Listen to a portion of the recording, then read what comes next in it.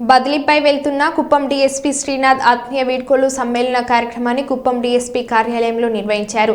ఈ సందర్భంగా DSP శ్రీనాథ్ను Kuppam sub division పరిధిలోని సీఐలు, ఎస్ఐలు సిబ్బంది ఘనంగా సన్మానించారు. ఈ సందర్భంగా సీఐలు జీటీ నాయుడు, మలేష్ యాదవ్లు మాట్లాడుతూ కుప్పం సబ్ డివిజన్ పరిధిలో డీఎస్పీ శ్రీనాథ్ చేసిన సేవలు మరవలేదని కొనియాడారు.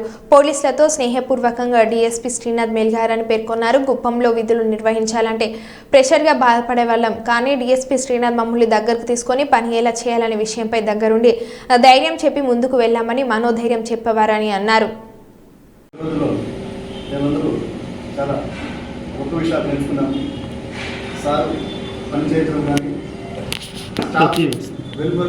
చూడడం కానీ ఇలాంటి మంచి ఆఫీసర్ని నేను ఇప్పటివరకు చూడలేదు.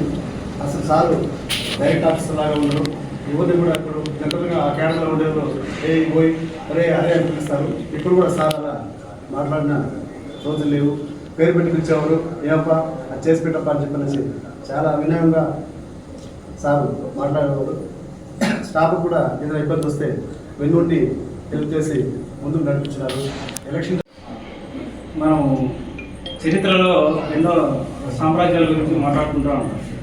అంటే ఒక సామ్రాజ్యం ఫస్ట్ ఏర్పడినప్పుడు మొట్టమొదటి రాజు ఎవరు, ద బెస్ట్ ఎవరు, ఫస్ట్ ఎవరు, బెస్ట్ ఎవరు, లాస్ట్ ఎవరు.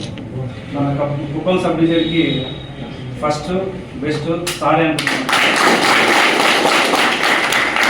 అంటే రాబోయే కాలంలో ఎంతోమంది డిఎస్పీలు రావచ్చేమో, కానీ ఒక వ్యక్తిని చూసిన తర్వాత కొన్ని క్వాలిటీస్ మనం అబ్జర్వ్ చేస్తాం. అంటే వెంటనే అబ్జర్వ్ చేస్తాం ఎట్లాంటి వ్యక్తులు. మేము సార్ దగ్గరికి వచ్చి దాదాపు 1 month అవుతుంది అనుకుంటున్నాం కరెక్ట్గా. ఈ 1 monthలో మేము లూప్ లైన్ నుంచి వచ్చాం. మేము ముగ్గురం కూడా లూప్ లైన్లో ఎట్లుంటుందో మీ అందరికీ తెలుసు. కొంచెం ఫ్రీగా ఉండేవాళ్ళం. ఇక్కడికి వచ్చిన తర్వాత ఎలా చేయాలి, ర్యాంక్ పెరిగే కొద్ది కూడా వాళ్ళ ప్రెజర్స్ అలాగే ఉంది. ఆ ప్రెజర్ని తట్టుకుంటూ యువతల ఇన్వెస్టిగేషన్ని ఇన్ టైంలో కంప్లీట్ చేస్తూ అవతల విక్టిమ్కి న్యాయం చేస్తూ, అదేవిధంగా మాకుండేటువంటి ప్రెజర్ని సారే తీసుకొని, యాక్చువల్గా ఒక ఎస్సీ ఎస్టీ కేసు కానీ ఒక పోక్సో యాక్ట్ కానీ జరిగితే డిఎస్పీ గారు వస్తున్నారంటే డిఎస్పీ గారితో పాటు పోవాలి, సీనికి పోవాలి, విట్నెస్లు ఎగ్జామిన్ చేయాలి. ఈ పని అంతా పక్కన పెట్టాను.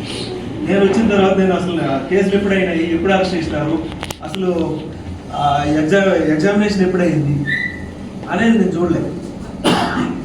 నిజంగా వండర్. అది తక్కువ ఇంత ఈ సర్వీస్లో ఆ కేసుని తను ఇండివిజువల్గా చేయడం. మామూలుగా అందరికీ చేతన అవుతుంది. చేతనైనా కూడా కొంతమందికి ఏమంటే వాళ్ళకు ఉండే వర్క్ ప్రెజర్ వల్ల ఇన్స్పెక్టర్ గారు చేయండి, మీరు చేస్తే ముఖ్యంగా మా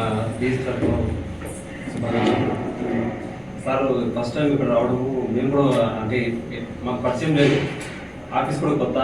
యాక్చువల్లీ అందుకంటే ముందు నేను ఎక్కువ బాధపడతాను. ఎందుకంటే నాకు ఫస్ట్ ఇన్స్పెక్టర్గా ఫస్ట్ గురువు డిఎస్పీ మన జీటీ నాయుడు సార్, డిఎస్పీ సార్గా ఫస్ట్ గురువు నాకు శ్రీనాథ్ సారే.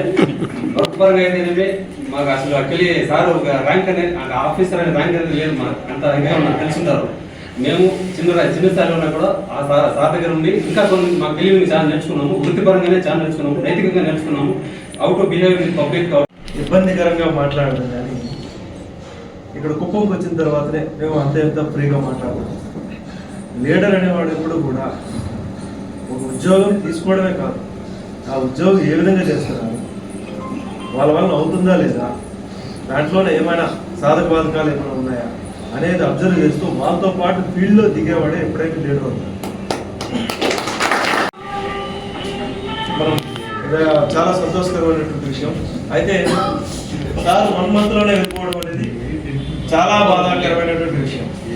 ఫస్ట్ బాధపడేది ఏదైనా మాకు పైనుండి పడిందంటే సార్ ఎలా అంటే ఒక రూఫ్ టాప్ అనమాట. ఏదైనా సార్ ఒక పైనుండి ఒక ఏదైనా భరించరానిది వచ్చినా కూడా సార్ అలా ఆపేసి దాని ప్రెజర్ అంతా ఒకేసారి కిందకి వెళ్ళకుండా. సార్ మామూలుగా ఎస్ఐ ఫీల్డ్లో ఉన్నప్పుడు ఫ్రీగా మాట్లాడుతూ ఉన్నామండి. ప్రజలు ఏమని చెప్తారు, ఎస్ఐ చాలా ఫ్రీగా ఉన్నాడు అంటారు. ఎస్ఐకే ఫ్రీ అంటే అట్లా టీఎస్పీ క్యాడర్లో ఫ్రీగా ఉండడం అనేది చాలా రేరు.